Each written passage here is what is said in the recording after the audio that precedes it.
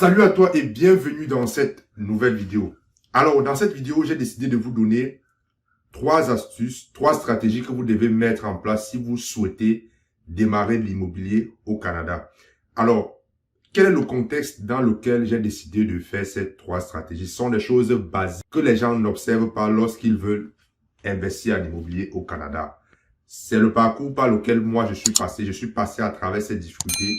Et c'est l'un de mes mentors qui m'avait donné ces 3 stratégies. Quand je pensais démarrer, comme je vous le redis toujours, quand j'ai terminé l'école en 2020, j'avais déjà ce projet d'investir en immobilier, mais je n'avais pas les informations. Les membres de la communauté que je fréquentais, par exemple, ne me donnaient pas toutes les informations. Or, ils achetaient déjà de l'immobilier. Et un autre fait aussi, je ne vais pas les accuser.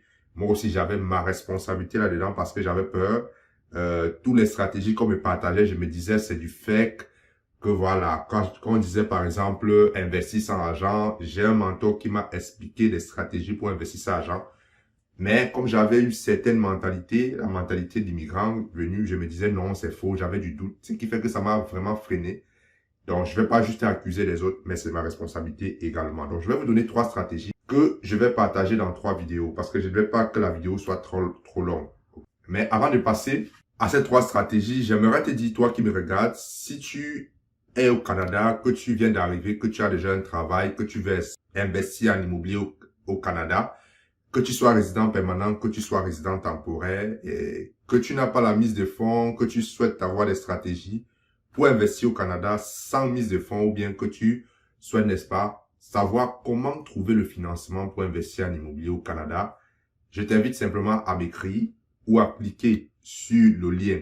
Il y a un lien pour prendre rendez-vous avec moi. Il y a également un lien pour avoir accès à une formation que je suis en train de construire pour vous apprendre les différentes stratégies que vous pouvez mettre en place pour acheter sans mise de fonds ou alors pour trouver du financement afin d'acheter votre premier bien immobilier. Je tiens à être honnête, le cours est en construction. Donc, pour ceux qui veulent, n'est-ce pas, avoir plus d'informations, prenez rendez-vous avec moi. Pour ceux qui veulent avoir accès, cliquez. Vu que le cours est en construction, ben, il a un prix très réduit. Et quand le programme sera terminé, quand j'aurai mis toutes mes stratégies que je connais, que j'ai appliquées avec des investissements que j'ai fait en utilisant ces stratégies-là, ben, le coût va comme doubler de prix. Fin de la parenthèse. Revenons donc aux 3 stratégies que j'ai pris des notes ici. Ok, il y a 3 stratégies. Lorsque vous voulez démarrer en immobilier, il y a 3 stratégies fondamentales que vous devez mettre en bas de base. Ça n'a rien à voir avec l'immobilier, hein. Mais ce sont des bases. Vous savez, pour investir en immobilier, l'immobilier, c'est une entreprise que vous lancez. Que vous achetez un condo pour louer un duplex, c'est une entreprise. Et pour gérer une entreprise, vous devez savoir gérer les finances de cette entreprise. Or, avant de gérer les finances d'une autre entreprise, vous devez d'abord maîtriser vos propres finances personnelles. Donc, première astuce que nous allons voir dans cette vidéo. La première astuce, c'est faire le ménage. Vous allez faire le ménage dans vos finances personnelles. Je vais faire ça comme ça, FP. Vous devez faire le ménage dans vos finances personnelles. 2, vous devez bien gérer vos comptes bancaires. Bien gérer vos comptes bancaires. Et 3e stratégie, vous devez améliorer votre crédit et vos ratios. Votre crédit et vos ratios. Voilà les 3 choses que vous devez faire de base avant de vous lancer dans l'investissement immobilier. Dans cette vidéo qui va construire la première partie, nous allons nous appuyer sur faire le ménage, n'est-ce pas, dans vos finances personnelles. C'est ce que nous allons voir dans cette vidéo. Dans les prochaines vidéos, je vais faire 2 autres vidéos pour détailler les 2 points. Donc, premier point, faire le ménage dans vos finances personnelles. Beaucoup de personnes veulent investir en immobilier, moi également, pour générer des revenus, pour, n'est-ce pas, avoir une certaine stabilité, avoir une certaine liberté financière, avoir des revenus supplémentaires. Mais les gens sont souvent confrontés à ce problème, n'est-ce pas? Ils n'arrivent pas à mettre de l'argent de côté. Je n'ai pas d'argent pour financer, par exemple, la mise de fonds. Je n'ai pas l'argent pour faire l'inspection. Je n'ai pas l'argent pour faire ci. Lorsque vous parlez à certains débutants, c'est le discours qu'ils tiennent. Or, en réalité, ils ont plus d'argent qu'ils ne croient. La vérité, c'est que lorsque vous touchez votre salaire Ok? Lorsque vous touchez votre salaire, vous devez avoir une façon avec laquelle vous gérez votre argent. Ok? Parce qu'il y a des personnes, j'ai remarqué beaucoup dans notre communauté qui aiment faire ce qu'on appelle le tape à l'œil. C'est-à-dire, lorsqu'elles ont l'argent, elles vont acheter une belle voiture, elles vont acheter des belles chaussures, elles vont acheter des beaux vêtements. Tu vas toujours les voir dans des boîtes de nuit, tu vas toujours les voir avec des copains, des amis, aller dans les chillings, aller dans les fêtes. Et tout ça, ça coûte de l'argent. Parfois, certains utilisent leur carte de crédit. C'est-à-dire, ils ont tellement utilisé leur salaire qu'ils vont puiser dans leur carte de crédit. Je raconte toujours cette histoire de ce jeune homme avec qui j'ai eu un appel téléphonique. Il est arrivé au Canada, il a acheté une voiture à 50 000 $. Or, il touchait 2200 $ par mois. Et en plus de ça, il faisait des fêtes. Il vivait dans un loyer qui était au-dessus de ses moyens. Il payait déjà 1000 $. Tu touches 2200 $, tu loues dans un appartement. Tout ça parce que tu veux impressionner tes amis, parce que tu veux, n'est-ce pas, sembler, c'est-à-dire faire semblant d'être riche. Parce que lorsque parfois on arrive au Canada, on est quitté dans nos pays, on touchait 200 000 francs CFA. On arrive, on touche 2200 $, on convertit en francs CFA, on dit non, ça nous fait à peu près, voilà, 800 000, 1 million, et on pense que non, ce n'est pas ça. Il faut oublier cette affaire. Lorsque vous touchez votre argent, toutes les dépenses, vous devez chaque mois, je dis bien chaque mois,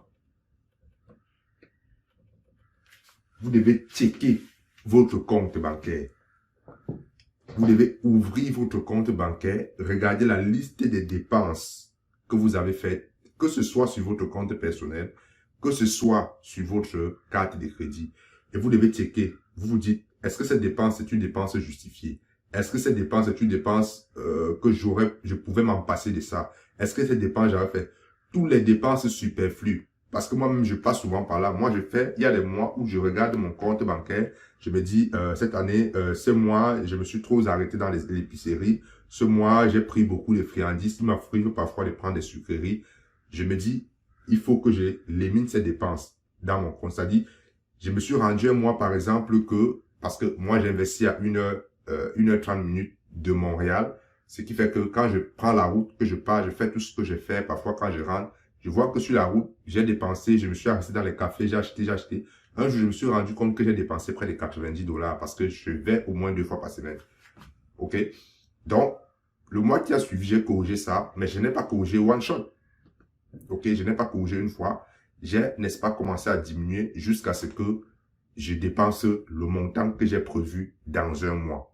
C'est ce que vous devez faire pour, n'est-ce pas, commencer, pour bien gérer. C'est ce que vous devez mettre en place pour bien gérer vos finances personnelles, c'est-à-dire faire un suivi. Vous devez faire un suivi. Ça peut être par semaine ou ça peut être par mois de vos dépenses. De façon à ce que vous respectez le budget que vous vous êtes donné. Déjà, il faut d'abord même commencer à faire un budget. Donc, vous devez faire un budget. Faire un budget. Et le respecter. Il y a des gens qui vont me dire non, j'ai la famille au pays, je ne peux pas les refuser, je ne peux pas. Je comprends tout ça, mais sachez qu'on ne peut pas être dans l'eau en train de se noyer et on veut sauver une autre personne. Sauvez-vous d'abord avant de vouloir sauver d'autres personnes. Donc, tout ce qu'il y a au pays, tous les gens qui ont au pays, vous devez mettre ça dans votre budget. Ça veut dire, si vous dites que c'est moi, je vais aider des personnes à hauteur de 100 $, vous aidez à hauteur de 100 $ et le reste, ils attendent le mois prochain. Et que personne ne vous mette la pression sur votre argent. Parce qu'il y a des gens, parfois la pression vient de l'extérieur. Ok, la famille au pays vous appelle par urgence qu'il y a ci, il y a ça, il y a ça à gauche. Ne subissez pas ce genre de pression. Ne subissez jamais ce genre de pression. Parce que vous allez voir la plupart de ces pressions qui viennent des personnes au pays. Vous allez voir que ce ne sont pas des pressions. Elles vous mettent la pression, mais en réalité, ce n'est pas de la pression. Ok?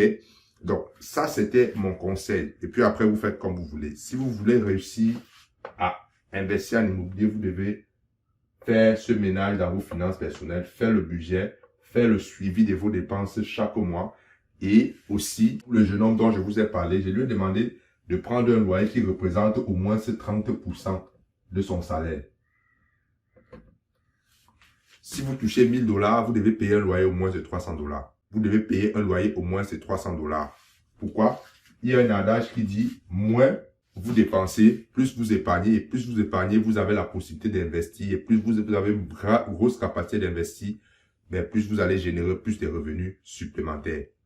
C'est aussi simple que ça. Dans ce sens, donc, en ce qui concerne la gestion de vos finances personnelles, il y a les catégories de dépenses que vous devez observer.